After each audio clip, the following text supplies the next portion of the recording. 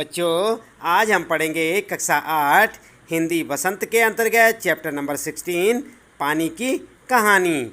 हम आपको बताएंगे इस पाठ का सारांश और साथ ही साथ इस पाठ से संबंधित प्रश्नों के उत्तर भी।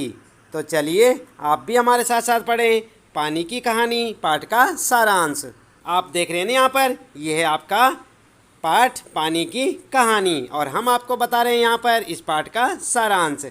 आप चाहें तो इसे अपनी नोटबुक में नोट भी कर सकते हैं। लेखक रामचंद्र तिवारी ने इस लेख में ओस की बूंद को जरिया बनाया है कि किस तरह से पानी का रूप होता है, उसकी किस तरह से रचना होती है, उनमें कौन कौन से तत्व शामिल होते हैं, यही सब पाठ में बताया गया है।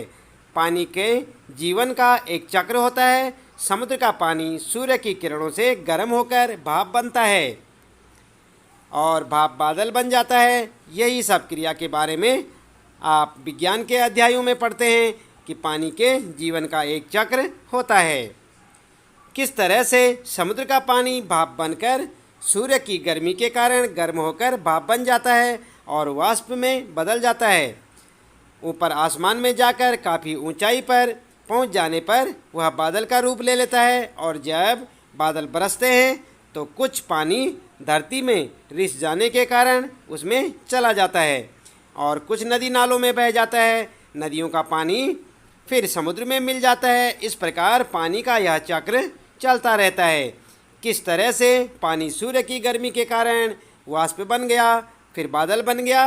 बादल के अंदर जब ज़्यादा मात्रा में इकट्ठा हो जाता है तो फिर वह वर्षा बनकर धरती पर बरस पड़ता है और पानी कहाँ कहाँ गुजरता है। कभी वह नदियों में मिल जाता है, फिर समुद्र में मिल जाता है। इस तरह से यह पानी का चक्र चलता रहता है। तो यही सब इस पाठ में आपको जानकारी मिलेगी। आप अपनी पाठ्य पुस्तक में इस पाठ को एक बार अवश्य पढ़ लें। इसके बाद आइए हम आपको बताते हैं इस पाठ में जो आपके लिए प्रश्न दिए हुए हैं उनके उत्तर। तो यहाँ पर पहला प्रश्न है आपके लिए, लेखक को ओस की बूंद कहाँ मिली। उत्तर लिखेंगे आप, लेखक को बेर की झाड़ी पर ओस की बूंद मिली। दूसरा प्रश्न है आपके लिए, ओस की बूंद क्रोध और घृणा से क्यों कांप उठी। तो यहाँ पर उत्तर लिखेंगे आप, पेड़ों की जड़ों में निकले रोएं द्वारा जल की बूंदों को बलपूर्वक धरती के भूगर्भ से खींच लाना व उनको खा जाना याद करते ही बूंद क्रोध व घृणा से कांप उठी। इस प्रकार आप दूसरे प्रश्न का उत्तर लिखेंगे। इसके बाद आइए देख लेते हैं यहाँ पर तीसरा प्रश्न, हाइड्रोजन और ऑक्सीजन को पानी ने अपना पूर्वज या पुरखा क्यों कहा। तो यहाँ पर आप उत्तर क्या लिखेंगे, जब ब्रह्मांड में पृथ्वी व उसके साथी ग्रहों का उद्भव भी नहीं हुआ था, तब ब्रह्मांड में हाइड्रोजन व ऑक्सीजन दो गैसें सूर्यमंडल में लपटों के रूप में विद्यमान थी। ऑक्सीजन हाइड्रोजन के बीच रासायनिक क्रिया हुई, दोनों के संयोग से पानी का जन्म हुआ, इसलिए बूंद ने इन दोनों को अपना पूर्वज कहा। तो इस प्रकार से बच्चों आप इस तीसरे प्रश्न का उत्तर लिखेंगे। इसके बाद आइए देख लेते हैं चौथा प्रश्न, पानी की कहानी के आधार पर पानी के जन्म और जीवन यात्रा का वर्णन अपने शब्दों में कीजिए। तो चाहे तो बच्चों आप पाठ को पढ़कर अपने हिसाब से लिख सकते हैं और नहीं तो आप इस प्रकार उत्तर लिख सकते हैं। पानी का जन्म हाइड्रोजन व ऑक्सीजन के बीच रासायनिक प्रक्रिया द्वारा होता है। जब ब्रह्मांड में पृथ्वी व उसके साथी ग्रहों का उद्भव भी नहीं हुआ था, तब ब्रह्मांड में हाइड्रोजन व ऑक्सीजन दो गैसें सूर्यमंडल में लपटों के रूप में विद्यमान थी। किसी उल्का पिंड के सूर्य से टकराने से सूर्य के टुकड़े कड़े हो गए। उन्हीं टुकड़ों में से एक टुकड़ा पृथ्वी रूप में उत्पन्न हुआ और इसी ग्रह में ऑक्सीजन व हाइड्रोजन के बीच रासायनिक क्रिया हुई और दोनों के संयोग से पानी का जन्म हुआ। सर्वप्रथम बूंद भाप के रूप में पृथ्वी के वातावरण में इर्द गिर्द घूमती रहती है, तत्पश्चात ठोस बर्फ के रूप में विद्यमान हो जाती है। समुद्र से होती हुई वह गर्म धारा से मिलकर ठोस रूप को त्याग कर जल का रूप धारण कर लेती है। तो इस प्रकार से आप चौथे प्रश्न का उत्तर लिखेंगे। इसके बाद आइए जान लेते हैं यहाँ पर पांचवा प्रश्न और उसका उत्तर। तो पांचवा प्रश्न आपके लिए, कहानी के अंत और आरंभ के हिस्से को स्वयं पढ़कर देखिए और बताइए कि ओस की बूंद लेखक को आप बीती सुनाते हुए किसकी प्रतीक्षा कर रही थी। उत्तर लिखेंगे आप। कहानी के अंत और आरंभ के हिस्से को पढ़कर यह पता चलता है कि ओस की बूंद सूर्य उदय की प्रतीक्षा कर रही थी।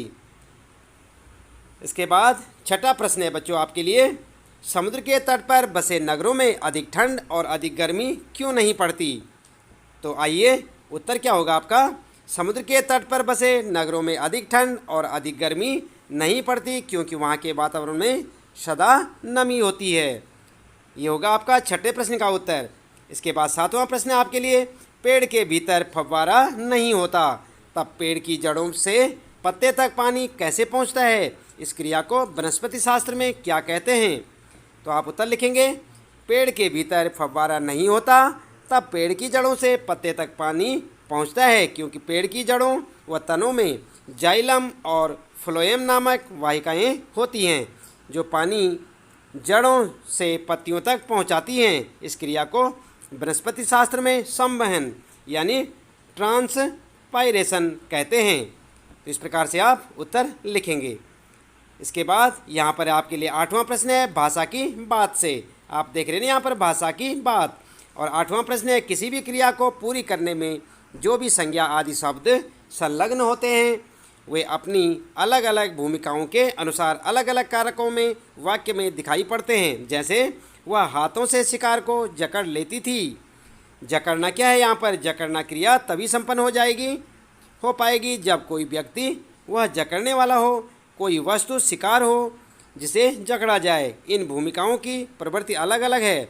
व्याकरण में ये भूमिकाएं कारकों के अलग अलग भेदों जैसे कर्ता, कर्म और करण आदि से स्पष्ट होती है। अपनी पाठ्य पुस्तक से इस प्रकार के 5 और उदाहरण खोजकर लिखिए और उन्हें भली भांति परिभाषित कीजिए। तो यहाँ पर आप देखें, इसका उत्तर होगा, आगे एक और बूंद मेरा हाथ पकड़कर ऊपर खींच रही थी। तो यहाँ पर क्या है? पकड़कर संबंध कारक है। दूसरा है, हम बड़ी तेज़ी से बाहर फेंक दिए गए। तो यहाँ पर क्या है? तेज़ी से। और क्या है? अपादान कारक लिखेंगे आप। और यहाँ पर मैं प्रतिक्षण उसमें से निकल भागने की चेष्टा में लगी रहती थी। तो यहाँ पर कौन है? मैं है। और मैं क्या है? करता है। भागता कौन था? मैं। और यहाँ पर जो है चौथा है, वह चाकू से फल काट कर खाता है। तो यहाँ पर चाकू से, यहाँ पर क्या है? करण कारक। और इसी प्रकार बदलू लाख से चूड़ियाँ बनाता है। लाख से यहाँ पर से है, तो यहाँ पर होगा करण कारक। तो बच्चों आप ध्यान दें, कारक से संबंधित अधिक जानकारी और विस्तृत से जानकारी लेने के लिए आप हमारे चैनल के प्लेलिस्ट में जाएं, हिंदी व्याकरण की प्लेलिस्ट में। वहाँ पर आपको कारक नाम का एक चैप्टर मिलेगा। आप उस वीडियो को देखना ना भूलें और कारकों के बारे में पूरी जानकारी वहाँ से आपको मिल जाएगी। आज के लिए इतना काफ़ी है। आपका दिन शुभ हो।